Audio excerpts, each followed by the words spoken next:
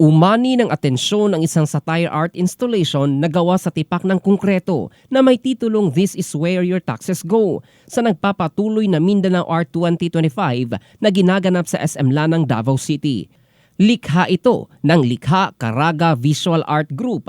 Ang obra ay nagsisilbing komentaryo sa umano'y malawakang korupsyon sa mga flood control project ng pamahalaan.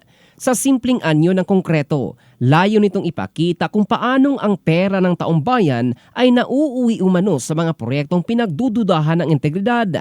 Ang Mindanao Art 2025 na kinikilalang pinakamalaking taunang art exhibition sa bansa ay nagtatampok ng mahigit 1,000 likhang sining mula sa iba't ibang galleries sa Luzon, Visayas at Mindanao. Tampok din dito ang mga kakaibang obra na gumagamit ng sari-saring materyales at malikhaing konsepto mula sa tradisyonal hanggang sa makabagong forma ng sining. Sa atrium pa lamang, tampok na ang mahigit 100 lokal na artist mula sa Davao Region sa ilalim ng proyektong Art for Everyone na layong gawing mas accessible ang sining para sa publiko. Isa rin sa mga pangunahing layunin ng art fair ang maengganyo ang mga kabataan at mga baguhang artist na tuklasin at linangin ang kanilang mga talento sa sining.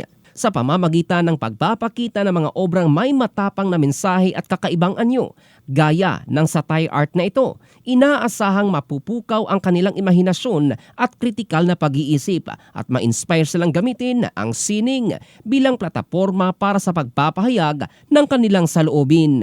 Magpapatuloy ang eksibisyon hanggang Oktubre 1 nitong taon at bukas ito sa mga bisita na nais masaksihan ang lawak at lalim ng malikhaing talento ng mga Filipino artist habang tinatalakay ang mahalagang usaping panlipunan.